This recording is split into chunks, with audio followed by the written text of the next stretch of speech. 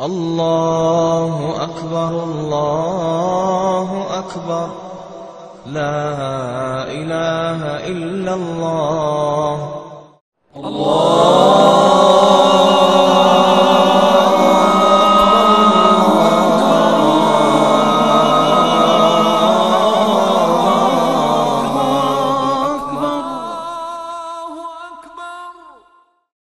الحمد لله رب العالمين الرحمن الرحيم مالك يوم الدين ونشهد أن لا إله إلا الله ونشهد أن سيدنا ومولانا محمدا عبده ورسوله أرسله إلى الناس كافة بشيرا ونذيرا أما بعد فإن خير الحديث كتاب الله وخير الهدي هدي محمد صلى الله عليه وسلم وشر الأمور محدثاتها وكل محدثة بدعة وكل بدعة ضلالة وكل ضلالة في النار.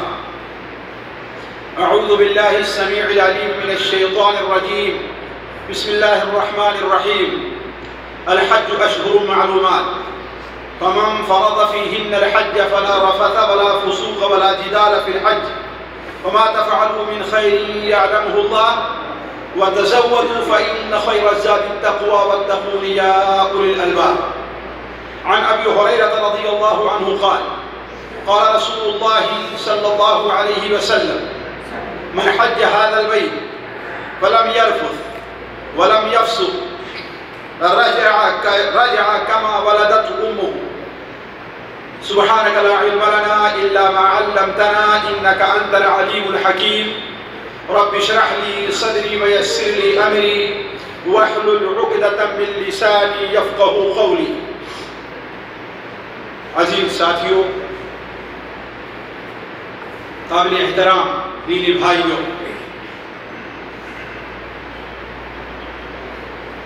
حج کا موسم قریب ہے. ہر مسلمان کی خواہش ہوتی ہے کہ وہ بار بار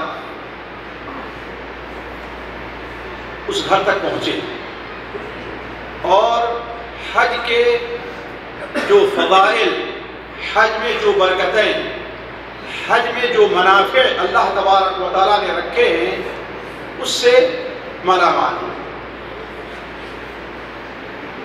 ساتھیوں، حج ایک ایسا فریضہ ہے جسے دین اسلام کا ایک رکن اور ایمان کا ایک اہم حصہ ہونے کا شرف حاصل ہے. کسی بھی شخص کا دین، کسی بھی شخص کا اسلام اس وقت تک مکمل نہیں ہو سکتا جب تک وہ کم از کم اس فریضے کو اپنے دین کا ایک اہم حصہ نہ مانے. اور اگر اس سلسلے میں کسی بھی قسم کی کوتاہی کا شکار ہے تو میں یہ سمجھتا ہوں کہ وہ لاکھ دیگر عبادات کے اندر اپنے کو مشغول رکھ کے اس کا ایمان خطرے میں ہے. بلکہ آپ لوگوں نے تقریروں میں بار بار حضرت عمر فاروق خلیفۃ المسلمین، اس امت کے محدث اور ملہم امیر المؤمنین رضی اللہ تعالی عنہ کا یہ فرمان سنا ہوگا جو سنن سعید ابن منصور وغیرہ میں بسند صحیح مروی ہے کہ انہوں نے فرمایا کہ جو شخص اس گھر تک پہنچنے کی استطاعت رکھتا ہے اور وہ حج کرنے نہیں آتا تو جی کہتا ہے کہ اس کے اوپر جزیہ فرض کر دو. بعض روایات میں آیا ہے کہ چاہے وہ یہودی ہو کر کے مرے یا نصرانی ہو کر کے مرے. بعض روایات میں یہ الفاظ ان کے مروی ہیں ما ہم بمسلمین ما ہم بمسلمین ما ہم بمسلمین. وہ مسلمان نہیں ہے، وہ مسلمان نہیں ہے، وہ لوگ مسلمان نہیں ہیں. اس سے اندازہ ہوتا ہے کہ اس فریضے کی اہمیت ہے۔ ساتھیوں، اہل علم یہاں موجود ہیں، اس چھوٹے علم والے کا اپنا جو مطالعہ ہے اور اپنی جو تحقیق ہے وہ یہ ہے کہ روزہ، رمضان مبارک، 5 وقت کی نمازیں اور زکوٰۃ، یہ عبادات اپنی جگہ بڑی اہم اور مسلم ہیں، لیکن اپنی اہمیت کے باوجود ان عبادات سے اللہ تبارک و تعالی بندوں کے گناہوں کو معاف فرماتا ہے، لیکن وہ گناہ جو صغائر ہوا کرتے ہیں، انہیں چھوٹے چھوٹے گناہ کہا جاتا ہے۔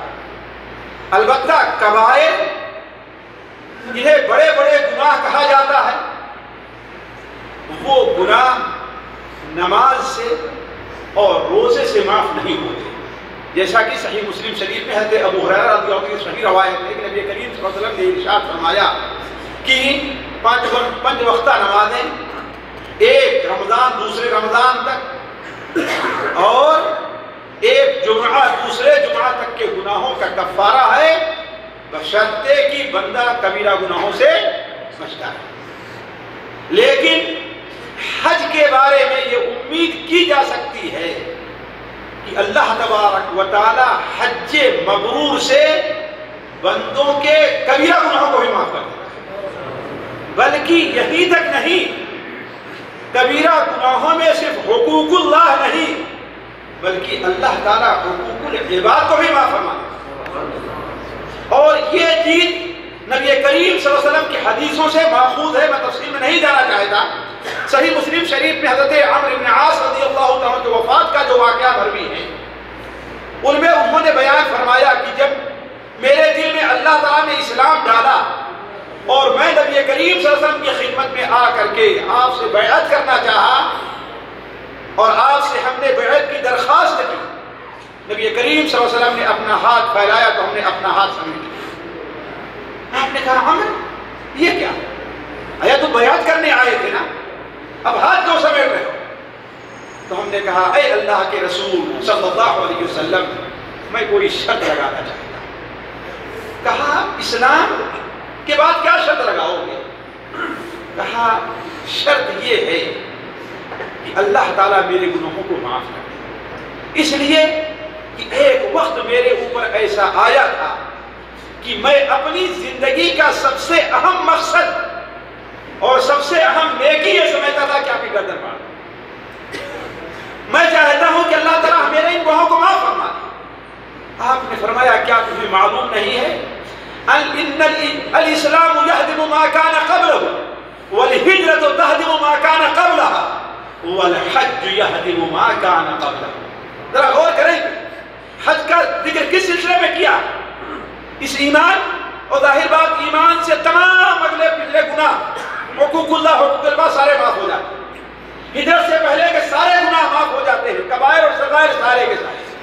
اسی طریقے سے معلوم یہ ہوا کہ حج سے بھی امید کی جاتی ہے کہ اللہ تعالیٰ بندوں کے کبائر کو بھی معاف کرے۔ اسی طریقے سے حقوق العباد کے معافی کی بھی امید کی جا سکتی ہے، جیسا کہ حضرت عبداللہ بن مبارک رضی اللہ تعالیٰ عنہ رحمہ اللہ حدیث نقل فرماتے ہیں، علامہ البانی اسے صحیح الترغیب و ترہیب میں صحیح قرار دیتے ہیں کہ آپ صلی اللہ علیہ وسلم عرفہ کے میدان میں قیام پذیر تھے، سورج ڈوبنے والا تھا کہ آپ صلی اللہ علیہ وسلم نے حضرت بلال سے کہا کہ اے بلال انصت الناس، لوگوں کو خاموش کرو۔ حضرت بلال کھڑے ہوئے اور کہا کہ اے لوگوں، نبی کریم صلی اللہ علیہ وسلم کا فرمان سننے کے لیے خاموش ہو جاؤ۔ سارے مجمع پر سناٹا چھا گیا۔ آپ صلی اللہ علیہ وسلم فرما ہوئے اے لوگوں، ابھی حضرت جبرائیل میرے پاس اللہ تبارک و تعالیٰ کا پیغام لے کر کے آئے، حضرت جبرائیل نے مجھے اللہ کا سلام پہنچایا اور اب حضرت جبرائیل کہنے لگے کہ اللہ تبارک و تعالیٰ نے اہل عرفات اور اہل مشعر کی طرف نظر رحمت کی اور ان کے تمام گناہوں کو اللہ تعالیٰ نے بخش دیا، اور ان کے آپسی جو حقوق ہیں وَضَمَنَ لَهُمُ التَّبِعَاتِ، آپس کے جو حقوق ہیں ان کی کی معافی کی بھی اللہ تعالیٰ ضمانت لے رہا ہے. ذرا سوچیں آپ، یہ ایسی عبادت ہے کہ اگر کسی کی قبول ہو جائے تو اس کے بارے میں یہ امید کی جا سکتی ہے کہ اللہ تبارک و تعالیٰ اس کے ظاہر بات اس کے لیے شرائط ہے، اس کے لیے شرائط ہے، جن میں سے بات کا ذکر میں آپ کے سامنے یہی رکھوں گا کہ حج سے پہلے ہمیں کیا کرنا چاہیے. اسی طریقے سے ساتھیوں، حج کو ایک ایسی خصوصیت حاصل ہے جو کسی اور عبادت کو حاصل نہیں. حاجی حج کرنے جب جاتا ہے تو یہ سوچے کہ کہاں جا رہا ہے، کہاں جا رہا ہے؟ اللہ تعالیٰ کے گھر جا رہا ہے، اللہ تعالیٰ کا مہمان بن کر کے جا رہا ہے. اسی لیے حاجی کے لیے مشروع کیا ہے کہ وہ حجر اسود کو بوسہ دے، یہ حجر اسود کا استلام کرے. حضرت عبداللہ ابن عباس رضی اللہ تعالیٰ عنہ کا قول ہے، حدیث مرفوع بھی ہے لیکن ضعیف ہے، لیکن حضرت ابن عباس کا قول صحیح ہے کہ حجر اسود اللہ تبارک و تعالیٰ کا دایاں ہاتھ ہے. گویا جو بندہ حجر اسود کو بوسہ دیتا ہے، حجر اسود کو ہاتھ لگاتا ہے، گویا اللہ تبارک و تعالیٰ کے ہاتھ کو بوسہ دے رہا ہے، یا اللہ تعالیٰ تو مصافحہ کر رہا ہے. حج کو یہ تو فضیلت حاصل ہے ساتھیوں، کسی اور عبادت کو نہیں ہے. میں حج کے فضائل آپ کے سامنے سے اشارہ کر رہا ہوں، اس کی تفصیل نہیں رہا، لیکن ان فضائل کے بعد ہر مومن کی جس کے دل میں کچھ بھی ایمان ہے وہ یہ خواہش ہوتی ہے کہ وہ بھی اللہ تعالیٰ کے گھر کا حج کرے، اسے بھی وہاں پہنچنے کی سعادت نصیب ہو جائے. اور انسان خاص طور پر ہم لوگ جو ہندوستان پاکستان سے آئے ہوئے ہیں، ہماری سب سے اہم خواہش یہ رہا کرتی ہے، بلکہ ہمارے بہت سے بھائی سعودیہ میں کام کرنے کے لیے اسی لیے آتے ہیں، وہاں انہیں روزی میسر سب کچھ ہے، لیکن سب سے بڑی خواہش کیا ہوتی ہے کہ یہاں آ کر کے حج عمرے کی سعادت نصیب ہو جائے. تو یہ سوچنا ہے ہمیں اور آپ کو کہ آخر حج کے یہ جو اتنے فضائل ہیں وہ ہمیں اور آپ کو کیسے حاصل ہو سکتے. کیا مکہ پہنچ جانا، مکے میں رہنا، بیت اللہ کا طواف کر لینا، حجر اسود کو بوسہ دے دینا، منی اور عرفات میں قیام کرنا، یہ اس سے حج کی فضیلت مل جائے گا؟ یہ ہے حج کا اہم رکن ہے. لیکن صرف یہی اتنا کافی ہوتا تو بہت سے لوگ حج کرتے ہیں. ابو جہل بھی حج کیا کرتا تھا، یہ نہیں کرتا تھا مجھے، لیکن منافقین بھی حج کرتے تھے، ہے کہ نہیں؟ مشرکین بھی حج کرتے تھے، لیکن انہیں یہ فضیلت ملی نہیں. اس کا مطلب اس کے پہلے ہمیں اور آپ کو ایک حج کا ارادہ کرنے والے کو، ایک عمرے پر جانے والے کو چند ایسی چیزیں ہیں انہیں ہمیں سیکھنا چاہیے اور اس کے مطابق عمل کرنے کی کوشش کرنا چاہیے، تاکہ ہم ان تمام فضیلتوں کے حقدار بنیں جن کا ذکر اختصار کے ساتھ ہم نے ابھی آپ کے سامنے رکھا ہے، اور آپ یہ چیزیں پہلے بھی سنتے آئے ہیں. پہلی چیز ساتھیوں، پہلی چیز، تمام اعمال کی قبولیت کی بنیاد اخلاص کے اوپر ہے. اخلاص کا معنی کیا ہے؟ خالص ہماری زبان میں عام طور پر بولا جاتا ہے، خالص وہ چیز جس میں کسی چیز کی ملاوٹ نہیں ہوئی. اگر 100 میں 1 پائی بھی ملاوٹ ہے تو اسے خالص نہیں کہا جائے. بالکل 100% کیا ہونا چاہیے؟ اس میں جو اصل چیز ہے وہی رہے، اس میں کسی کی ملاوٹ نہ رہے. تو عمل کے لیے خالص ہونے کا معنی یہ ہے کہ کوئی بھی عمل ہم کریں اس میں کسی بھی چیز کی ایسی ملاوٹ نہ ہو جو اس عمل یا جس کے لیے عمل کیا جا رہا ہے اس کے منافی. مثال کے طور پر ہمارا مقصد دکھاوا نہیں ہونا چاہیے. عمل کس کے لیے ہو؟ صرف اللہ تعالیٰ. ہمارا مقصد کوئی دنیاوی فائدہ نہیں ہونا چاہیے. وہ عمل کس کے لیے ہو؟ خالص اللہ تعالیٰ کے لیے. ساتھیو، ہم آپ سے ہر مہینے ملتے ہیں، کسی دوسری مسجد میں تفصیل سے اخلاص کے بارے میں آپ سمجھ رکھیں. اخلاص ساتھیوں ایک ایسا نادر جوہر ہے، ایک ایسا نادر جوہر ہے، نادر ہیرا ہے جو بڑی مشکل سے کسی کے ہاتھ آتا ہے، لیکن محال نہیں، ایسا مشکل نہیں اسے حاصل کیا جا سکتا ہے اسے. لیکن اس کے لیے ظاہر بات ہے بہت سی خواہشات کو، بہت سے جذبات کو، بہت سی ضروریات کو اور بہت سے اپنے دنیاوی فائدے کو قربان کرنا پڑتا ہے، ویسے نہیں ملتا. اور آپ کو بار بار یہ سنتے آئے ہیں کہ کوئی عمل اللہ تبارک و تعالیٰ کو کے نزدیک مقبول نہیں ہے اگر وہ عمل اخلاص کے ساتھ نہیں ادا کیا جا رہا. وَمَا أُمِرُوا إِلَّا لِيَعْبُدُوا اللَّهَ مُخْلِصِينَ لَهُ الدِّينَ. انہیں یہی حکم دیا گیا کہ خالص اللہ کی رضا کے لیے اس کی عبادت کریں. اس کی عبادت میں ذرہ برابر کسی قسم کی ملاوٹ نہیں ہونی چاہیے. خود اللہ تعالیٰ حج سے متعلق فرماتا ہے وَلِلَّهِ، ذرا غور کریں گے اس جملے کو پہلے ذکر کیا اللہ تعالیٰ، وَلِلَّهِ عَلَى النَّاسِ حِجُّ الْبَيْتِ. یہ نہیں کہا کہ وہ حِجُّ الْبَيْتِ عَلَى النَّاسِ لِلَّهِ، نہیں، وَلِلَّهِ. گویا یہ جو حج جو ہونا چاہیے خالص اور خالص اللہ تبارک و تعالیٰ کے لیے ہونا چاہیے. ان میں کسی بھی قسم کی ریا اور نمود، کسی کے دکھاوے کا، کسی کا کوئی فائدہ. کچھ لوگ جاتے ہیں حج کرنے کے لیے لیکن ان کو دکھاوے کا اتنا بڑا جذبہ رہتا ہے کہ احرام باندھنے سے لے کر کے احرام ختم ہونے تک کتنی بار اپنی فوٹو کھینچاتے ہیں، کہاں بھیجنا ہے جی. حتیٰ کہ عرفات جیسی مبارک جگہ بھی ان کے اس عمل سے خالی نہیں.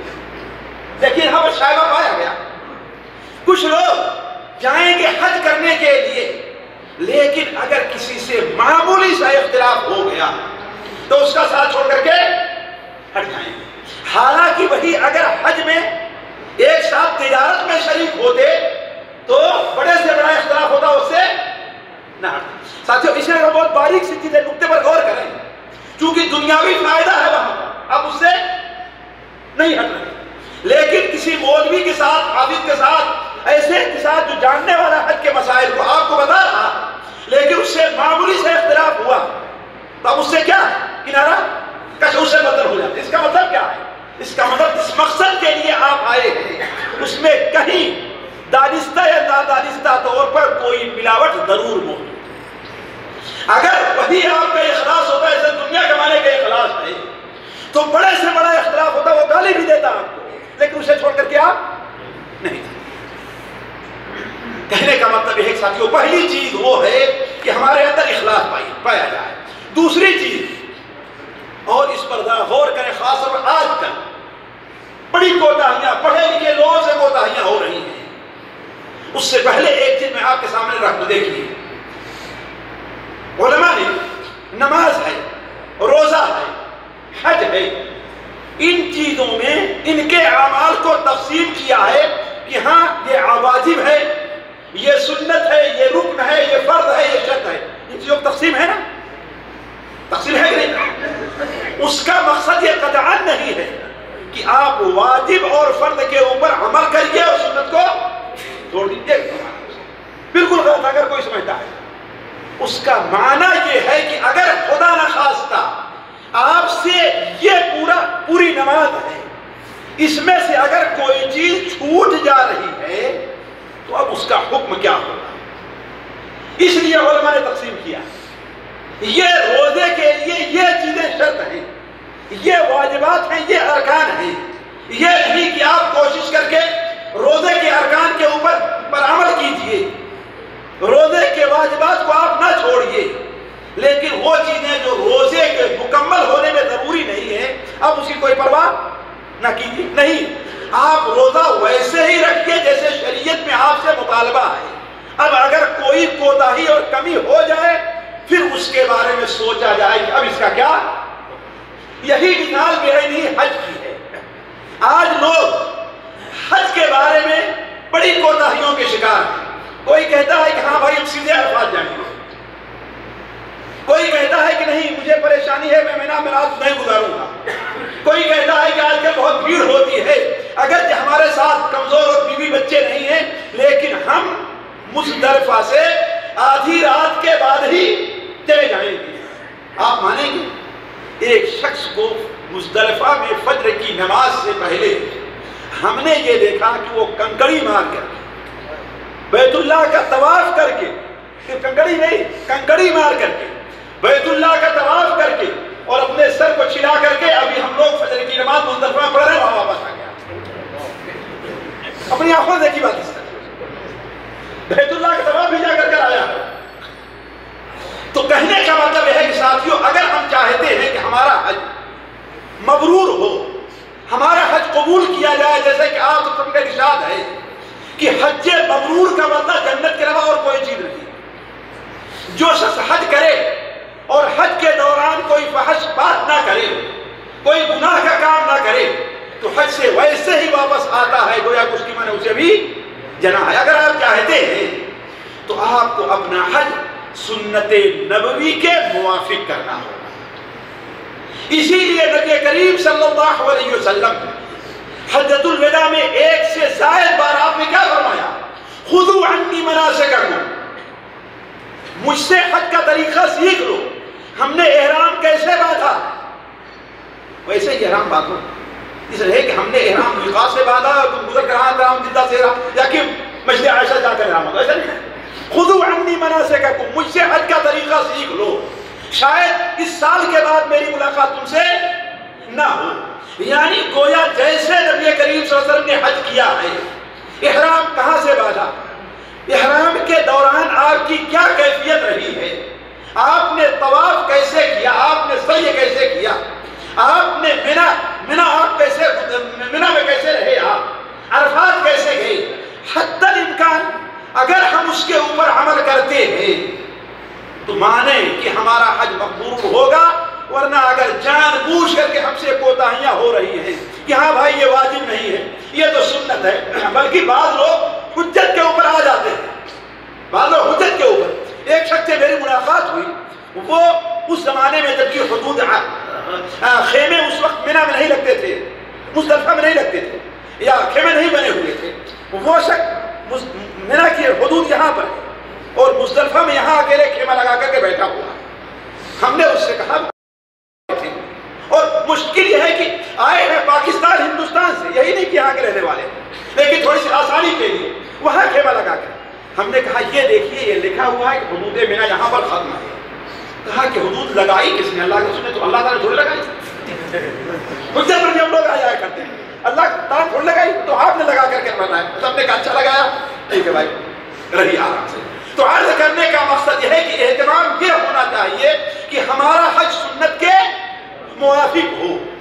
اسی لیے ساتھیوں، ہر حاجی کے اوپر فرض اور واجب ہے کہ حج کو جانے سے پہلے حج کے موٹے مسائل کو ضرور جان لے کہ حج میں واجبات کتنے ہیں، حج کے فرائض کتنے ہیں، کن چیزوں سے ہمارا حج برباد ہو جائے گا، یعنی موٹا جو طریقہ حج کا ہوتا ہے وہ ضرور سیکھا جائے۔ لیکن ساتھیوں بڑی مصیبت ہے، میں آج کئی سال سے حج کر رہا ہوں اور اپنے ہی ساتھیوں کے ساتھ ہر سال ہمارے مشائخ یہاں جو موجود ہیں وہ حج کے سکھانے کا پروگرام رکھتے ہیں، ٹریننگ دیتے ہیں، لیکن ہمارے بہت سے بھائی جو مستقل اس مجلس میں شریک رہا کرتے ہیں اور وہ بات بیان کیا کہا آپ کو ایسے کرنا ہے، ابھی درس ختم نہیں ہوتا کہ آ کر کے پوچھتے ہیں اچھا میں فلاں جگہ کیا کروں۔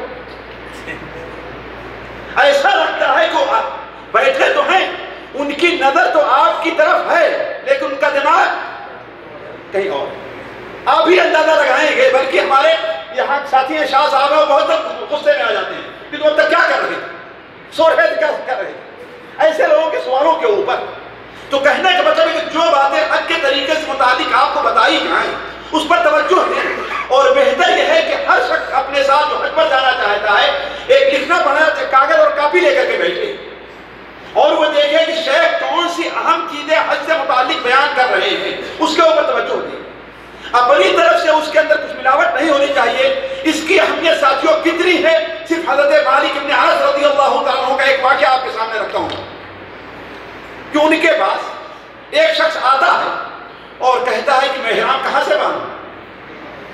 کہاں سے احرام؟ ہمارے ہاں جان بوجھ کے مثال میں دے رہا ہوں، ہمارے یہاں عام طور پر یہ ہوتا ہے کہ تعجب ہوتا ہے ساتھیوں، واللہ تعجب ہوتا ہے کہ مشائخ چیخ چیخ کر کے بیان کرتے رہتے ہیں کہ احرام تمہیں کہاں سے باندھنا ہے، میقات سے باندھنا ہے، لیکن آپ دیکھیں کہ 7ویں اور 8ویں ذی الحجہ کو شیخ سے پوچھنے ٹیلی فون آنا شروع ہو جائے گا، ارے میں تو میقات سے آگے گزر گیا، ہوتا ہے نہیں؟ بار بار یہ بتانے کے باوجود بھی، اس لیے جان بوجھ کر کے مثال میں آپ کے سامنے دے رہا ہوں کہ امام مالک رحمہ اللہ سے کسی نے پوچھا کہ ہم احرام کہاں سے باندھیں؟ کہا احرام وہیں سے باندھو جہاں سے نبی صلی اللہ علیہ وسلم نے احرام باندھا۔ کہاں سے؟ جی کہاں ہے میقات؟ کرنے مناسب سید کبیر کہاں ہے؟ اب یار علی جو مدینہ منورہ سے آگے بڑھتے ہیں یہاں سے نبی صلی اللہ علیہ وسلم نے احرام باندھا۔ کہا کہ میرا جی کہتا ہے کہ میں اللہ کے رسول صلی اللہ علیہ وسلم کے قبر کے پاس سے اسی مسجد سے احرام باندھا۔ بہت اچھا جذبہ ہے نا، اچھی نیت ہے نا، آپ صلی اللہ علیہ وسلم کے قبر کے پاس سے اور اسی مسجد سے احرام باندھو۔ کہا ایسا نہ کرو، مجھے خطرہ ہے کہ تم برباد ہو جاؤ گے، فتنے پڑ جاؤ۔ کہا کہ عجیب مسئلہ یہ چند میل کا فاصلہ ہے، اگر تھوڑا سا پہلے ہم نے احرام باندھ لیا، جیسے کچھ لوگ کہتے ہیں کہ کیا ہوا ابھی تو صرف چند میل بھی خاص سے آگے ہم بڑھے ہیں، تھوڑی ہی دور تو آئے آپ کہنے میں واپس جاؤ احرام باندھنے کے لیے۔ ہاں اگر آپ ایک بالشت بھی آگے بڑھ گئے ہیں وہاں سے پھر بھی پیچھے جائیے اور احرام باندھ کر کے اللہ تعالیٰ نے اللہ کے رسول صلی اللہ علیہ وسلم جو میقات کے حدود متعین کی ہے اس سے آگے بڑھنا بغیر احرام باندھے ہوئے ساتھیوں نہ صرف یہ کہ انسان پر دم واجب ہوتا، آج ہمارے مشائخ ہمارے مفتی حضرات بڑی آسانی سے صرف یہ کہہ دیں کہ ہمیں تمہیں دم دو، تمہیں دم دو، حالانکہ یہ کافی نہیں۔ سب سے پہلی بات ایک اس نے گناہ کا کام کیا، اس کے اوپر واجب تھا کہ میقات سے احرام باندھے، اس نے گناہ کا کام کیا کہ آگے بڑھ گیا ہے۔ اس سے سب سے پہلے یہ کہا جائے تم توبہ کرو اللہ تعالیٰ سے، استغفار کرو، تم چاہتے ہو کہ اللہ تمہارا حج قبول کرے اور گناہ کر کے اپنا حج قبول کروانا چاہتے ہو تم اللہ کی نافرمانی کر کے؟ نہیں، سب سے پہلے وہ استغفار کرے، پھر اگر تمہارے بس میں واپس جانا نہیں ہے تو جہاں پر ہو وہاں سے احرام باندھو، لیکن ایک دم تو عرض کرنے سے امام مالک رحمہ اللہ نے کہا جہاں سے اللہ کے رسول صلی اللہ علیہ وسلم نے احرام باندھا ہے وہاں سے احرام باندھو۔ اس نے کہا یہ تو چند میل کا فاصلہ ہے، اس میں کون سی خطرے کی بات ہے؟ کہا اس سے بڑا خطرہ اور گناہ کا کام کیا ہوگا کہ تم یہ سمجھتے ہو کہ اللہ کے رسول صلی اللہ علیہ وسلم نے اس نیکی پر عمل نہیں کیا ہے، اس نیکی کو چھوڑ دیا ہے۔ اگر تم سمجھو جہاں سے احرام باندھنا نیکی ہے تو آپ ایسا کیوں نہیں کیا؟ آپ اللہ کے رسول سے بہتر بننا چاہتے ہو، نعوذ باللہ من ذالک۔ تو عرض کرنے کا مقصد یہ ہے ساتھیوں کہ اس نقطے پر میں دیر تک نہیں ٹھہرتا، سب سے اہم یہ ہے کہ حج پر جانے والا حج کا طریقہ سیکھے، اور اسی کے ساتھ ساتھ یہ بھی آپ کے سامنے بیان کر دوں کہ حج پر جانے والا کوشش یہ کرے کہ ایسے لوگوں کے ساتھ حج پر جائے جو حج کا طریقہ جانتے ہیں، نیک اور صالح لوگوں کی صحبت اختیار کرے۔ کیوں؟ تو بھولے گا تجھے یاد دلائیں، تو غلطی کرے گا تیری غلطی کی وہ تصحیح کر دیں گے، تو اس سے جہاں پر چوک ہو رہی ہوگی ان کے متربع کریں گے۔ لیکن اگر تو عام لوگوں کے ساتھ گیا صرف اپنے پیسے بچانے کے لیے یا اپنا وقت بچانے کے لیے، اپنی آسانی کے لیے یا اپنی دوستی کے طور پر، تو اس کا مطلب یہ ہے کہ جیسے وہ نادان ہے ویسے تو بھی نادان ہے۔ ساتھیوں مجھ سے ایک شخص نے بتایا جس کی پیدائش شاید سعودیہ ہی کی ہے یا کم سے کم وہ زمانے سعودیہ میں رہ رہا ہوگا، وہ کہہ رہا کہ 12 سال میں لوگوں کو حج پر لے کر کے گیا۔ کتنا؟ 12 سال۔ اور ہر سال یوم النحر کو کنکڑی مارنے کے بعد میں لوگوں کو لے کر کے مدینہ منورہ جاتا تھا۔ ذرا سوچیں، لوگ یہ سمجھتے ہیں، ہم سے بھی لوگوں نے کہا یہ بار بار حج کر چکا، اس کو طریقہ معلوم ہے حج کرنے کا، یہ بار بار عمرہ کر چکا ہے، تو بار بار حج کرنے اور عمرہ کرنے سے کسی کو حج اور عمرے کا طریقہ نہیں معلوم کیسے ہوتا ہے؟ مشائخ کے ساتھ بیٹھنے اور اسے حج کا طریقہ سیکھنے سے، کتابیں پڑھنے سے معلوم ہوگا، حج کرنے سے معلوم نہیں ہوگا۔ تو عرض کرنے کا مقصد کہ اسی کے ساتھ ساتھ یعنی حج کا طریقہ سیکھنے کے ساتھ ساتھ یہ بھی ضروری ہے کہ انسان حج کے لیے اور عمرے کے لیے ایسے لوگوں کے ساتھ جائے جو نیک اور صالح ہوں، جو اللہ کا خوف رکھتے ہوں اور حج کے مسائل کو جانتے ہیں۔ آگے بڑھتے ہیں، دیکھیں تیسری چیز، حج مبرور کی درستگی کے لیے سب سے اہم یہ ہے کہ انسان اپنے عقیدے کو درست کرے، خصوصاً عقیدے توحید اس کا مکمل درست ہونا ہے۔ یہ نہیں کہ پہنچ تو گیا ہے خانے کعبہ میں، لیکن اجمیر کا خیال اس کے ذہن سے، اللہ برا نہ مانے، کسی کو الزام نہیں لگا رہا، مجھ سے شیخ وسیع اللہ دکتر وسیع اللہ نے بیان کیا کہ میں ایک بار طواف کر رہا تھا تو دیکھا کہ طواف کے صحن میں وہی مطاف میں دو عورتیں بیٹھی بات کر رہی تھی، تو ایک بیوی دوسری بیوی سے پوچھتی ہے کہ بیوی کیسا لگا مکہ؟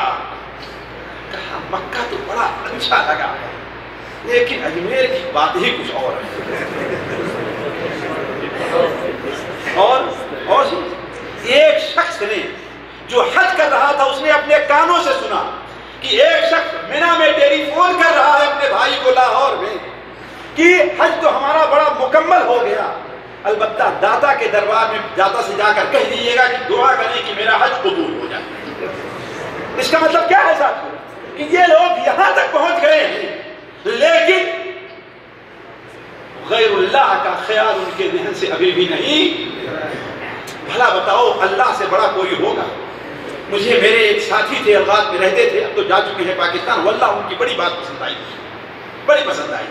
ان کی شادی ہوئی، 1 سال کوئی اولاد نہیں، 2 سال کوئی اولاد نہیں ہوئی، 3 سال نہیں اولاد ہوئی، سعودیہ میں چلے آئے کوئی اولاد نہیں۔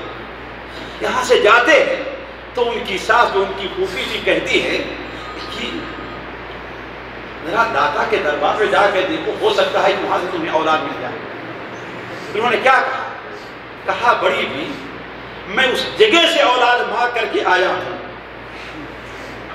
جو داتا کے دربار سے بہت بڑا دربار ہے، اگر وہاں سے مجھے اولاد نہ ملی تو مجھے کسی اور جگہ سے اولاد کی ضرورت نہیں۔ بھلا بتائیے اتنی اہم جگہ پہنچ چکے ہیں، لیکن غیر اللہ کا خیال، اور انہیں کو نہ سمجھیں۔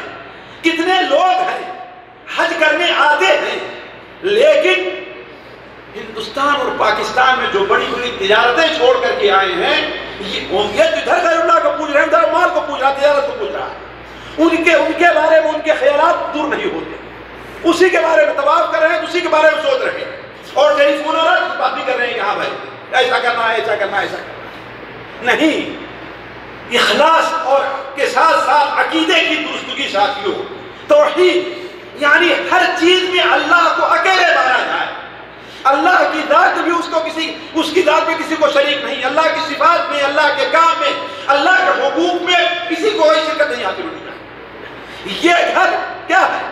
ایک ذات کا، کسی اور کا اس میں سجا نہیں ہے، لہذا اس گھر کی زیارت کو جاتے ہوئے بھی کیا ہے؟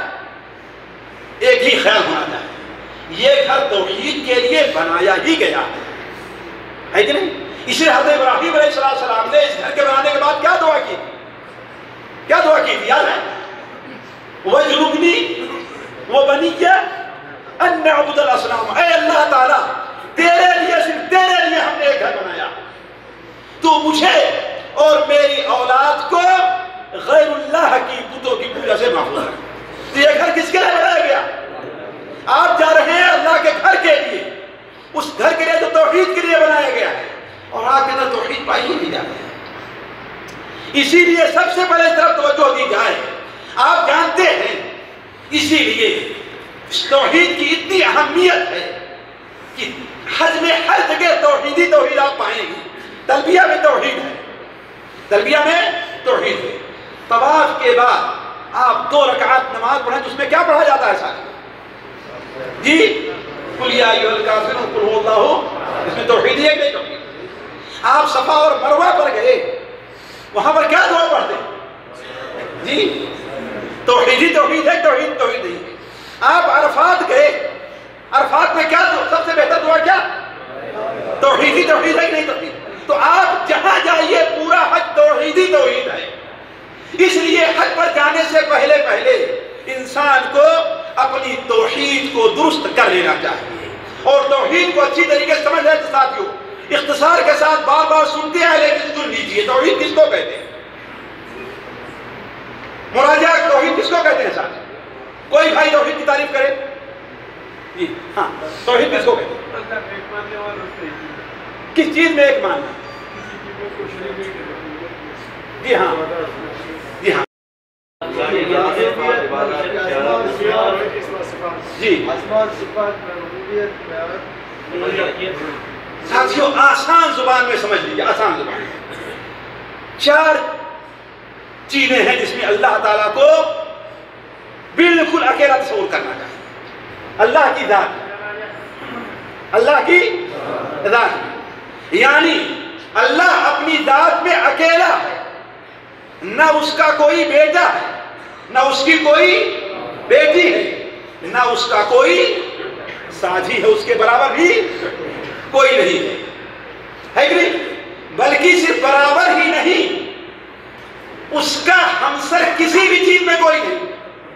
تو پہلی چیز اللہ تعالیٰ کی ذات ہے۔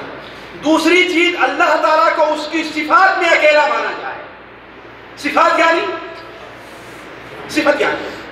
مثال کے طور پر دور اور نزدیک ہر چیز کی خبر رکھنا کس کا کام ہے؟ اللہ کا کام ہے۔ اب اگر کوئی کسی کے بارے میں اور یہ تصور رکھتا ہے کہ نہیں دور اور نزدیک کی ہر چیز کی خبر رکھنے والے فلاں نبی اور فلاں ولی بھی ہیں، جیسا کہ لوگ ولیوں اور نبیوں کے بارے میں عالم الغیب ہونے کا ہر جگہ حاضر و ناظر کا عقیدہ رکھتے ہیں کہ نہیں رکھتے؟ تو یہ کیا؟ یہ گویا کہ اللہ تعالیٰ کے ساتھ، تو اللہ تعالیٰ کی صفات جتنی ہیں، جتنی صفات ہیں ان میں کسی کو مانا۔ تیسری چیز اللہ تعالیٰ کے حقوق ہیں۔ اللہ تعالیٰ کا حق کیا ہے ساتھ؟ اللہ کا حق کیا؟ عبادت ہے۔ اللہ کا حق کیا ہے؟ عبادت ہے۔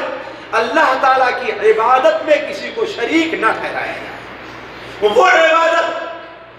عبادت بھی ساتھیوں 4 قسم کی ہوتی ہے۔ عبادت 4 قسم کی ہوتی ہے۔ دل کی عبادت، مال کی عبادت، زبان کی عبادت اور اعضائے جسم کی عبادت۔ یہ بات 4 قسم کی ہے۔ دل کی عبادت کیا ہے؟ خوف، توکل، امید۔ ماشاءاللہ، محبت نہیں جی، محبت۔ جو محبت اللہ سے ہونی چاہیے وہ محبت کسی اور سے رکھی گئی، یہ کیا ہے؟ شرک ہو جائے گا۔ مثال کے طور پر اپنے بیٹے سے محبت ہو رہی ہے، بیٹا رو رہا ہے کہ مجھے جو ہے کوئی ایسی چیز لا کر کے دی جائے جو شریعت نے ناجائز کہا ہے کہ نہیں، ضد کر رہا ہے۔ اب بچے کی محبت میں پڑھ کر کے، محترمہ کی محبت میں پڑھ کر کے اگر لا کر کے دے دیا تو جی، دعوت بہت لوگوں کا توحید کا ہے لیکن بہت سے لوگ فیل نظر ہوتا ہی نہیں ہوتا۔ ایسا ہوتا ہے نا؟ کیوں؟ ارے بھائی کیا کرے، بچہ ناراض ہو جائے گا، کیا کرے، بچے نے کئی دن سے کھانا چھوڑ دیا، کھانا ہی نہیں کھا رہا، اسے چاہیے ہی یہ چیز، اب مجبور ہے، کیا کرے، ہے کہ نہیں؟ تو اسی طریقے سے غیر اللہ خوف کیا ہے؟ یہ عبادت ہے دل کی۔ جو خوف اللہ تعالیٰ سے ہوتا ہے، اگر وہ خوف کسی اور سے رکھا گیا، کسی اور سے رکھا گیا، تو یہی چیز کیا ہے؟ شرک ہو جائے گا، ہے کہ نہیں؟ مثال کے طور پر برا نہ مانیں گے، برا نہ مانیں گے، ڈیوٹی پر ہیں، ہے کہ نہیں؟ کوئی ایسی چیز ہے جس کا بیچنا جائز نہیں ہے، یا اس سے بھی آگے چلیے ہے، ہم ڈیوٹی پر ہیں، ہمیں کفیل نماز پڑھنے کا موقع نہیں دیتا ہے۔ ہو سکتا ہے یہاں نہیں بھائی، سیٹ ہمارا ہندوستان پاکستان میں ہو سکتا ہے نہیں ہوتا، جو لوگ یورپ چلے گئے وہاں پر ہو، اس کا موقع نہیں دیتا ہے، تو ہم کیا کرتے ہیں؟ کیا کریں بھائی، روزی تو کمانا ہے نا، ہماری نوکری چھوٹ جائے، کیا کرتے ہیں؟ چھوڑ دیتے کہ نہیں چھوڑ دیتے؟ چھوڑ دیتے ہیں۔ یہ شرک ہے سب۔ خوف کس سے ہونا چاہیے؟ اللہ۔ بلکہ شیخ صالح الفوزان نے ایک بڑی اہم مثال دی ہے، اور شاید میں آپ لوگوں کے سامنے پہلے بھی دے چکا ہوں، ذرا غور کریں اس سے۔ انہوں نے مثال دی ہے کہ ایک بڑے لیڈر کو، وزیر کو، منسٹر کو، یا منسٹر کسی کمپنی کے مالک کو آپ نے دعوت دیا، لیکن آپ کے پاس اتنی طاقت نہیں ہے کہ اس کے لیے یہاں کے اصطلاح میں بکرا ذبح کریں، اور ہمارے یہاں کے اصطلاح میں مرغا ذبح کریں، ہے کہ نہیں؟ لیکن سوچتے ہیں کہ اگر ہم نے اس کے لیے بکرا نہیں ذبح کیا، مرغا نہیں ذبح کیا، تو وہ ہمارا جو کام ہے وہ ہوتا ہی نہیں ہوتا ہے۔ تو اب اس کے لیے کیا کیا؟ آپ مرغا لا کر کے، بکرا لا کر کے، یہ دیکھیے شرک ہے۔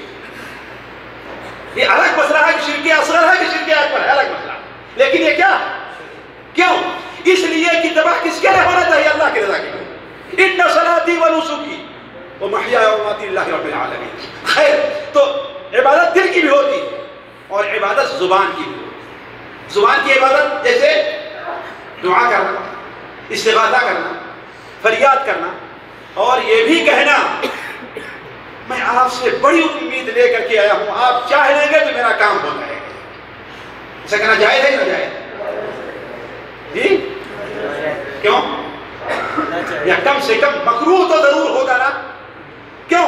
اس لیے کہ آپ کی ساری امید ان سے ہے، اللہ سے کوئی امید نہیں، آپ کے دل میں ہے، لیکن زبان پر بھی اس کو آنا چاہیے کہ اگر اللہ کے بعد آپ سے بڑی امید لے کر کے میں آیا۔ حدیث شریف میں ہے کہ ایک شخص آتا ہے اور نبی صلی اللہ علیہ وسلم کیا کہتا ہے؟ ما شاء اللہ وشئت، حالانکہ اس کا مقصد قطعاً یہ نہیں تھا کہ آپ کی مشیت اللہ کی مشیت کے برابر نہ نہیں، لیکن چونکہ لفظ واو استعمال کیا ہے کہ آپ سے جو اللہ چاہے اور آپ چاہیں، اس لیے آپ نے کیا بیان فرمایا؟ اجعلتنی للہ ندا، تم نے مجھے اللہ کے برابر کر دیا، یہ کیسے ہو؟ کہو اللہ اکیلے چاہے، یا دوسری بات میں جو اللہ چاہے اور پھر آپ چاہیں، تو یہ کہیے کہ اللہ کے بعد آپ سے بڑی امید لے کر کے آیا، یہ نہیں کہ آپ سے بڑی امید ہے اگر آپ چاہ لیں تو میرا کام ہو جائے گا۔ آپ کا کہنا کیا ہے؟ کہنا کیا ہے؟ اگر اللہ نہ چاہے تو آپ چاہو ہو جائے گا۔ تو اس طریقے سے زبان کی بھی عبادات جو ہیں ساتھیوں، ساری کس کو ہونا چاہیے؟ اللہ کے لیے۔ مال کی عبادت صدقہ ہے، خیرات ہے، اور چادر چڑھانا، مال کی عبادت ہے کہ نہیں؟ عبادت مرغا دینا، کچھ نہیں، چراغ جلانا ساتھیوں، یہ کیا ہماری عبادت ہے نا؟ کس کے لیے ہونی چاہیے؟ مزار والے کے لیے ہوئی تو شرک ہو گیا، اگر اللہ کے لیے ہے تو یہی توحید ہے۔ تو عرض کرنے کا مقصد عبادات بھی ساتھیوں کیا؟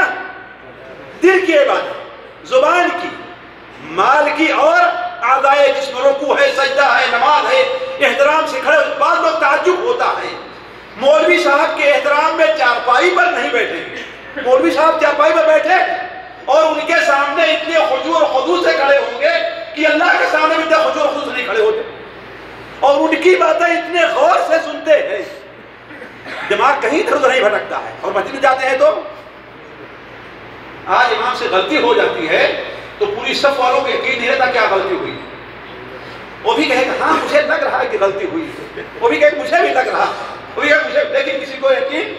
ہمارے شیخ الخبر میں رہتے ہیں نا، خبر کے ایک بڑے عالم ہیں، ان کی زبان سے سنا جس نے شیخ نے، اس نے بیان کیا کہ وہ ایک بار ظہر کی نماز میں 3 رکعت پڑھا کے سلام پھیر دیے، شیخ خالد صاحب 3 رکعت پڑھا کر کے سلام پھیر دیے۔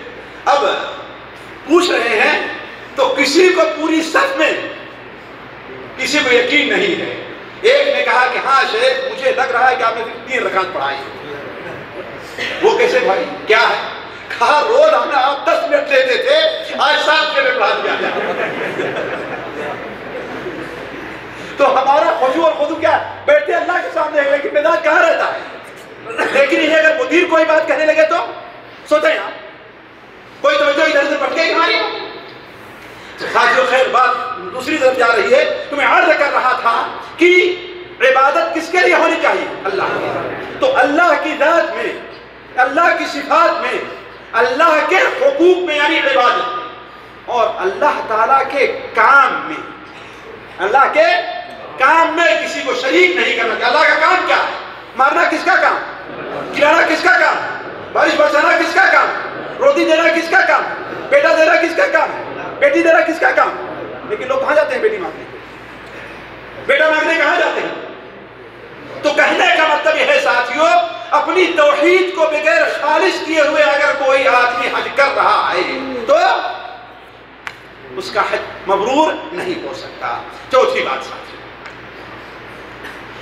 ذرا جگر تھام کے بیٹھے، میری باری آئی۔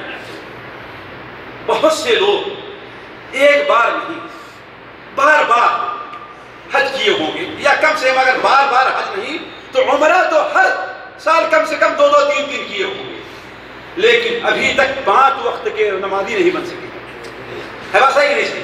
میں غلط کہہ رہا ہوں یہ نا عمرہ بار بار اگر حج کی توفیق نہیں ہوئی ہوگی تو عمرہ کی توفیق تو ہوئی ہوگی نا، لیکن ابھی تک 5 وقت کی نمازی نہیں بن سکے.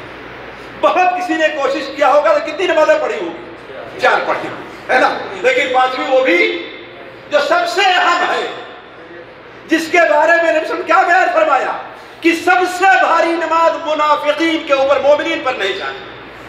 وہ فیصلہ کر لے اپنا جو ابھی تک نمازی نہیں بن سکا ہے کہ وہ مومن ہے کہ اس کے اندر نفاق ہے. میں اپنی طرف کوئی نہیں کہتا، ہمارے نبی کا فرمان ہے کہ نہیں فرمان ہے کہ سب سے بھاری نماز منافقین کے اوپر، مسلمانوں پر نہیں، مومنین پر نہیں. وَإِنَّهَا لَكَبِيرَةٌ فَإِنَّهَا لَكَبِيرَةٌ وَإِنَّهَا لَكَبِيرَةٌ إِلَّا عَلَى الْخَاشِعِينَ. یہ نماز بہت بھاری ہے مگر اللہ تعالیٰ سے ڈرنے والوں پر بھاری نہیں ہے. وہ کہے گا تو مجھے اللہ سے بڑا ڈر لگتا ہے. اگر اللہ سے ڈر لگتا تو نماز مجھ سے نہیں چھوڑتی. تو جو آدمی جان بوجھ کر کے نماز کو اس کے وقت سے ٹال دے رہا ہے، اگر بعد میں پڑھتا بھی ہے وقت گزر جانے کے بعد پھر بھی وہ نمازی نہیں ہے، وہ جھوٹا ہے. تو حج پر جانے سے پہلے جن بھائیوں کی نماز میں کوتاہی اور کمی ہے، یہ اس کے علاوہ ہے ساتھیوں کہ بہت سے لوگ 5 وقت کی نماز پڑھتے ہیں لیکن ان کی نماز میں متعدد غلطیاں رہا کرتی ہیں، اور صرف ظاہری غلطیاں نہیں، باطنی بہت سی غلطیاں رہا کرتی ہیں. مثال کے طور پر کتنے نمازی ہیں ایسے، آپ ان سے پوچھئے تو تحیات ان کی صحیح نہیں ہوتی، ان کی تحیات صحیح لیکن کبھی سوچے نہیں، شرم آتی. اور یہ تجربہ ایک بات بتا رہا ہوں میں، صرف 5 وقت کے نمازی نہیں، بعض تہجد گزاروں کو بھی ہم نے دیکھا ہے ساتھیوں کہ ان کا تحیہ صحیح نہیں. کیوں؟ بچپن میں جیسے الٹا سیدھا یاد کر لیا ہے، وہی یاد کرتے پڑھتے ہوئے چلے آئے. تو ضروری یہ ہے کہ حج سے پہلے نماز کو درست کرنا چاہیے کئی اعتبار سے. ایک اعتبار سے تو یہ کہ اگر نماز 5 وقت کی نہیں پڑھی جاتی، 5 وقت کی نماز نہیں پڑھی جاتی ہے تو سب سے پہلے حج کرنے سے پہلے اس کا انتظام کرے، ورنہ اس کا حج اللہ تعالیٰ کے نزدیک مقبول نہیں ہے، نہیں ہے، نہیں ہے. اس لیے کہ جس شخص کی نماز مقبول نہ ہو اس کا روزہ، اس کا حج، اس کا زکوٰۃ مقبول نہیں. یہ میں نہیں کہتا، علماء کہتے ہیں اور احادیث رسول کی روشنی میں کرتے ہیں. مثال پر صحیح بخاری شریف میں ہے، حضرت عبداللہ ابن عباس رضی اللہ عنہ کی روایت ہے کہ اللہ کے رسول صلی اللہ علیہ وسلم نے حضرت معاذ بن جبل کو یمن کی طرف بھیجا.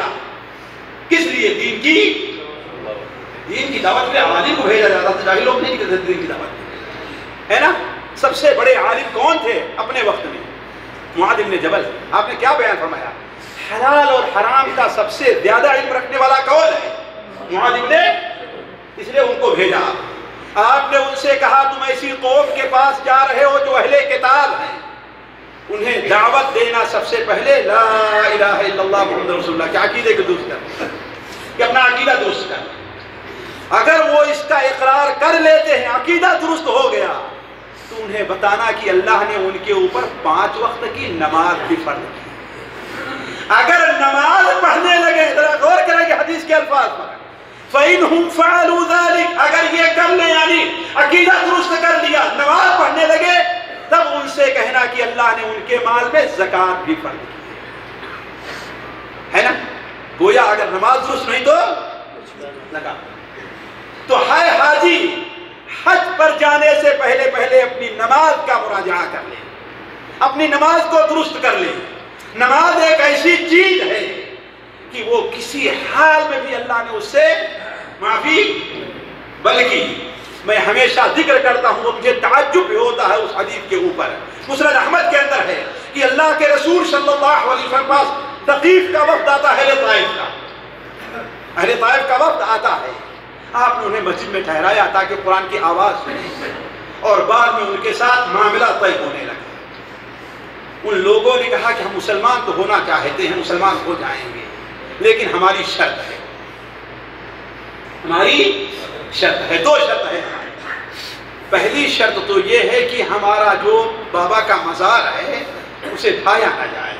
کون بابا تھے ان کے یہاں؟ جی کون تھا؟ زور سے بولیے، کون بابا تھے طائف میں؟ کمال ہے، لا زور سے بولو بھائی، کون؟ لا، کون بابا تھے؟ اور حقیقت میں بابا تھے۔ صحیح بخاری شریف میں حضرت عبداللہ ابن عباس کی روایت ہے کہ کان یلد السویق للحجاج، حاجیوں کو ستو گھول گھول کر کے پلاتا تھا، راستے میں بیٹھتا تھا، حاجی جا رہے ہوتے اور جب مر گیا تو وہیں کو اس کا مزار بنا لیا، اور اس کا نام چاہے جو بدھ رکھے چاہے جو رکھے، لیکن تھے وہ بابا۔ تو انہوں نے کیا کہا کہ ہمارے بابا کے مزار کو ڈھایا نہ جائے۔ آپ نے کہا یہ تو نہیں ہو سکتا۔ کہا اچھا سال بھر کے لیے رہنے دیجئے، کہا یہ بھی نہیں ہو سکتا۔ آخر میں کہا اچھا ایک ہفتے کی مہلت دیجئے، آپ نے کہا کہ آخر انہوں نے کہا لیکن ہم اتنی محبت ہے کہ ہم اپنے ہاتھ سے اسے نہیں گرائیں گے۔ آپ نے کہا کوئی بات نہیں، یہ کام میں کروا لوں گا، تم نہیں کرو گے تو یہ کام میں۔ اور آپ نے مغیرہ ابن شعبہ حضرت ابو سفیان ان لوگوں کو بھیج کر کے اسے ڈھا دیا۔ یہ تو پہلی شرط گویا کہ عقیدہ کیا ہے؟ عقیدے میں خلل نہیں ہونا چاہیے، عقیدہ درست ہونا چاہیے۔ غیر اللہ کو ایمان لانے کے بعد ہر ایک کو حج کرنے سے پہلے ہر ایک کو نکال کے پھینک دینا ہے کہ نہیں؟ اس دل کے اندر جتنے بت ہیں، حتیٰ کہ چاہے جمہوریت ہی کا بت کیوں نہ اسے بھی نکال کر پھینک دینا چاہیے۔ اگر کوئی بت بیٹھا ہوا ہے ہمارے تو لبیک اللہم لبیک ہم پڑھتے رہیں، ہمارا کوئی لبیک قبول نہیں۔ اور ان کی دوسری شرط کیا تھی؟ دوسری شرط یہ تھی کہ ہمیں نماز پڑھنے سے معاف رکھا جائے۔ ساتھیوں میں تحقیق کوئی بات نہیں کرتا، بسم اللہ احمد میں حدیث حسن مروی، مجھے نماز پڑھنے سے معاف کیا جائے۔ آپ نے کیا بیان فرمایا؟ لا خیر فی دین لیس فیہ رکوع ولا سجود، اس دین میں کوئی خیر نہیں ہے، اس انسان میں کوئی خیر نہیں ہے، اس انسان میں کوئی بھلائی نہیں ہے، اس قوم میں کوئی بھلائی نہیں ہے جو نماز نہیں پڑھتی۔ تو جس میں کوئی بھلائی نہیں ہے اس کا حج کیسے قبول ہوگا؟ تو اے حاجی، حج پر جانے سے پہلے اپنی نماز کا محاسبہ کر لے۔ پانچویں چیز ساتھی، حج پر جانے سے پہلے ہمیں سچی توبہ کرنا چاہیے۔ اس لیے کہ ہم میں سے کون ہے جس سے گناہ نہیں ہوتا؟ اور صرف صغائر ہی نہیں، کبائر کے ارتکاب کون نہیں کرتا ہے؟ چاہے کوئی مولوی ہے، کوئی عالم ہے، کوئی چاہے جتنا بڑا۔ فرق یہ ہے کہ کسی کا چھپا رہ جاتا ہے اور کسی کا، اور اللہ تعالیٰ نے جس کو دنیا میں چھپائے رکھا ہے، اللہ تعالیٰ سے دعا ہے کہ اللہ تعالیٰ آخرت میں اس کے گناہوں کو چھپائے۔ اللہ کی قدرت سے ساتھیوں بعید، اگر اللہ نے دنیا میں پردہ ڈالا ہے تو اللہ تعالیٰ سے دعا کریں کہ اللہ تعالیٰ آخرت میں پردہ ڈالے۔ ساتھیوں اسی لیے بعض علماء نے کہا ہے کہ یہ بہت بڑی اللہ تعالیٰ کی مہربانی ہے کہ گناہوں میں اللہ تعالیٰ نے بدبو نہیں رکھی۔ اگر گناہ میں بدبو ہوتی تو کوئی آدمی کسی کے بغل سے، کون ہے جو گناہوں سے بری ہے؟ ساتھیوں تعجب نہ کریں، واللہ جو حقیقت کو جانتا ہے دین کی، وہ میری بات سے کبھی بھی اختلاف نہیں کرے گا۔ حضرت ابو بکر صدیق رضی اللہ تعالیٰ عنہ، ان سے بڑا کوئی شخص ہو سکتا ہے نبیوں کے علاوہ؟ کوئی ہوگا نبیوں کے علاوہ؟ ان سے بڑا کوئی ولی ہوگا؟ صحیح بخاری شریف کے اندر روایت ہے کہ نبی کریم صلی اللہ علیہ وسلم سے انہوں نے پوچھا کہ اے اللہ کے رسول صلی اللہ علیہ وسلم، مجھے کوئی ایسی دعا سکھلا دیجیے کہ وہ دعا میں نماز میں پڑھا کروں۔ مجھے کوئی ایسی دعا بتائیے جو دعا میں نماز میں پڑھا کروں۔ سنا ہے نا حدیث کو؟ تو آپ نے کہا کون سی دعا؟ اللہم انی ظلمت نفسی۔ ذرا غور کریں، کس کو سکھا رہے ہیں نبی صلی اللہ علیہ وسلم؟ نبیوں کے بعد سب سے بڑے ولی کو، کسی عام انسان کو نہیں، نبیوں کے بعد جو سب سے بڑا ولی ہے، نبیوں کے بعد اتنا افضل کوئی نہیں۔ ساری دنیا کے لوگوں کو ترازو کے ایک پلے میں رکھا جائے اور صدیق اکبر کو ترازو کے ایک پلے میں رکھا جائے، کس کا پلہ بھاری ہوگا ساتھیوں؟ صدیق اکبر۔ تمام ولیوں کو ترازو کے ایک پلے میں رکھ دیجئے آپ، اور ابو بکر صدیق کو ترازو کے ایک پلے میں رکھ دیجئے، تو ابو بکر و عمر میں ابو بکر اور تمام ولیوں میں اتنا فاصلہ ہوگا جتنا نبی الرحمن کا فاصلہ ہے ساتھ۔ کون سی دعا سکھا رہے ہیں؟ اللہم انی ظلمت نفسی، اے اللہ ہم نے اپنے اوپر ظلم کیا ہے، ظلمن کثیرا، بہت زیادہ ظلم کیا۔ سوچیں اس کا مطلب کیا؟ اس حدیث کی شرح کرتے ہوئے بعض علماء نے مستقل اس حدیث کی شرح پر کتاب لکھی، مستقل حدیث کی شرح، اور چھپی ہوئی موجود ہے مکتبات میں۔ اللہم انی ظلمت نفسی ظلما کثیرا، اے اللہ تعالی ہم نے اپنے اوپر ظلم کیا ہے، بہت ظلم کیا، اور ہمیں یہ بھی اقرار ہے کہ لا یغفر الذنوب الا انت، تیرے علاوہ کوئی گناہوں کو معاف کرنے والا نہیں۔ فاغفر لی، اے اللہ تعالیٰ لہذا تو ہمیں معاف کر دے۔ ذرا آگے غور کریں، مغفرتا من عندک، اے اللہ تعالیٰ میرے اپنے اعمال اس لائق نہیں ہے کہ مجھے معاف کر دے۔ مغفرتا من عندک، تیری طرف سے وہ مغفرت خاص ہونی چاہیے، تو رحم کرتے ہوئے میرے اوپر رحم کر مجھے بخش دے۔ تو عرض کرنے کا مقصد ساتھیوں، گناہ ہر ایک سے ہوتا، اس لیے ضروری یہ ہے کہ انسان گناہ حج کو جانے سے پہلے اپنے گناہوں سے توبہ کرے، اور خصوصی طور پر ساتھیوں کبائر سے، اگر کسی سے گناہ کبیرہ سرزد ہوتا ہے، اس گناہ کبیرہ وہ کون سا گناہ ہے ساتھیوں؟ گناہ کبیرہ کس کو کہتے ہیں؟ بس ساتھیوں گناہ کبیرہ 70 کے قریب، ہر وہ گناہ جس کے بارے میں اللہ تعالیٰ نے یا اللہ کے رسول صلی اللہ علیہ وسلم نے یہ بیان فرمایا ہو کہ یہ کرنے والا جہنمی ہے، یہ کرنے والے پر اللہ کی لعنت ہے، یہ کرنے والا اللہ تعالیٰ کی رحمت سے دور ہے، یہ اس کرنے والے پر اللہ کا غضب نازل ہوا ہے، جن گناہوں سے متعلق اللہ اور اس کے رسول کا یہ فرمان ہو وہ سارے کے سارے گناہ کبیرہ۔ یہ بھی چیز ہمارے اور آپ کے جاننے کی ہے ساتھی، کہ ہم یہ جانے گناہ کبیرہ کون ہے، گناہ صغیرہ کون ہے۔ تو خصوصی طور پر گناہ کبیرہ اور بالاخص گناہ کبیرہ میں وہ گناہ جو لوگوں کے حقوق سے تعلق ہے، جو لوگوں کے حقوق سے، اس پر اگر آپ شرمندہ نہیں ہیں، ان کے ادا کرنے کی آپ کا صحیح دل میں صحیح جذبہ نہیں ہے، ان کے ادا کرنے کی آپ کی کوشش نہیں ہے، تو وہ بھی آپ سے معاف نہیں ہوں گے اور آپ کا حج قبول نہیں ہوگا۔ اس کی دلیل کیا ہے ساتھیوں؟ دلیل کیا ہے؟ سنن ابو داؤد، سنن ابن ماجہ میں حضرت اسامہ ابن شریک رضی اللہ تعالیٰ عنہ سے مروی ہے، وہ بیان فرماتے ہیں کہ میں نبی صلی اللہ علیہ وسلم کے ساتھ حج کر رہا تھا، آپ کے ساتھ میں حج کر رہا تھا، آپ کے پاس کوئی آتا اور کہتا اے اللہ کے رسول ہم نے یہ کام کیا، اس کام سے پہلے کر لیا، اس کام کو اس کام سے پہلے کر لیا، حتیٰ کہ ایک شخص نے کہا سعیت قبل ان اطوف، ہم نے طواف کرنے سے پہلے سعی کر لی۔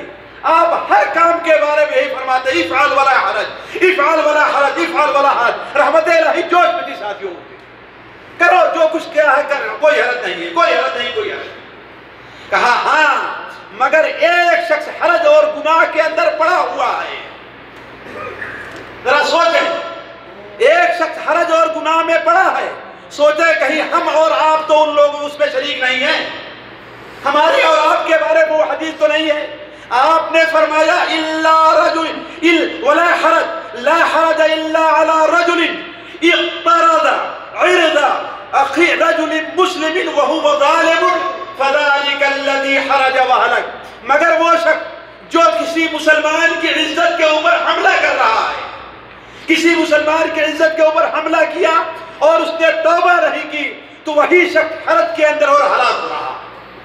تو معلوم یہ ہوا ساتھیوں کہ حج کو جانے سے پہلے اگر کسی کا کوئی حق ہم نے دبایا ہے، چوری کے ذریعے، دھوکہ کے ذریعے، کسی بھی اور ذریعے، تو اسے ادا کرنے کی ہم کوشش کریں۔ اسی لیے علماء ہمیشہ حج کی کتابوں میں یہ لکھتے آئے ہیں کہ حج پر نکلنے سے پہلے اگر کسی سے کوئی اختلاف اور جھگڑا ہے تو اس سے جا کر کے معافی مانگ لینی چاہیے۔ امام نووی سے مجھے یاد ہے کہ علماء لکھتے آئے ہیں، اسی لیے کہ اگر کوئی آدمی اس کے اوپر مصر اور ضد پہ رہا تو اللہ تعالیٰ اس کے گناہوں کو، اس کا حج قبول نہیں کرتا۔ بس ٹھیک مانگ رہا ہوں۔ چھٹا کام یہ ہے ساتھیوں کی حلال کمائی. کیا؟ حلال کمائی. یہ آخری چیز جو ہم نے نوٹ کی ہے. کیوں؟ اس لیے کہ حرام کمائی ہوا کوئی عمل اللہ تعالیٰ کے نزدیک مقبول نہیں. آج بڑی مصیبت ہے. آپ دیکھیں گے کہ بہت زیادہ حرام کمائی کرنے والے ہی لوگ خوب زیادہ دل کھول کر کے خرچہ کرتے ہیں. مدرسوں ہمیں دے رہے ہیں, مسجدیں بنا رہے ہیں, سارا ہے کہ نہیں؟ یہ شیطان کا دھوکہ ان کے ساتھ. اسی سعودیہ میں ایک شہر کے اندر جب عورتیں راجہی بینک میں کام کرنے لگی تو ایک شہر سے ایک عورت نے کئی ہزار بلکہ لاکھ کا گھبرا کر کے دوسرے شہر چلی گئی اپنے ڈرائیور کو لے کر کے.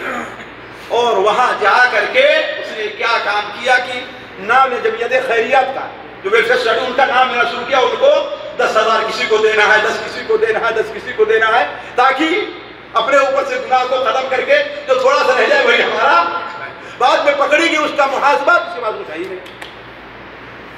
کیا ہوا بھائی؟ معلوم یہ ہوا کہ کسی جمعیت کو اتنا دیا ہے, یتیموں کے کھانے میں اتنا رکھا ہے, غریبوں کے کھانے میں اتنا رکھا ہے, فلاں کو اتنا رکھا ہے, فلاں کو اتنا دیا. تو کہنے کا مطلب ایسا مال جو حرام کا ہو, اس مال سے جو عبادت کی جائے وہ عبادت اللہ تعالیٰ کے نزدیک مقبول نہیں ہے.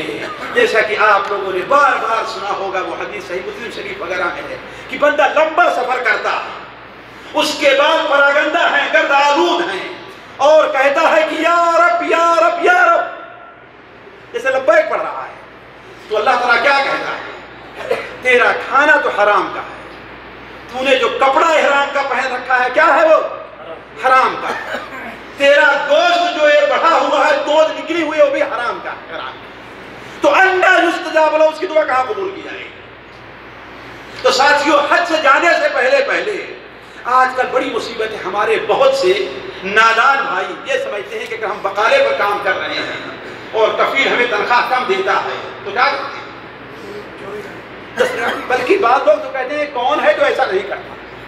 بعض لوگوں کو سمجھا کہ کون ہے جو ایسا نہیں کرتا. ارے بھائی, ساری دنیا اگر ننگی ہو جائے, جھوٹ بولنے لگے, تم بھی ننگے ہو جاؤ گے. یہ بات غلط ہے. تو اگر کوئی بھائی اس بیماری کے اندر مبتلا ہے تو اس سے پہلے چھٹکارا حاصل کریں اور حلال مال سے کیا ہے حج کرنے کی کوشش کریں, ورنہ حرام کمائی سے کیا ہوا حج مقبول نہیں ہوتا. یہ چند باتیں تھی ساتھ کے ساتھ آپ کے سامنے رکھی گئی کہ حج سے پہلے, حج کا کام شروع کرنے سے پہلے ہمیں کیا کرنا چاہیے. اب حج کا کام ہم شروع کیسے کریں گے وہ ہمارے شیخ بیان کریں گے. لبیک اللہم لبیک لبیک لا شریک لک لبیک ان الحمد والنعمت لك والملك لا شريك لك لبيك الله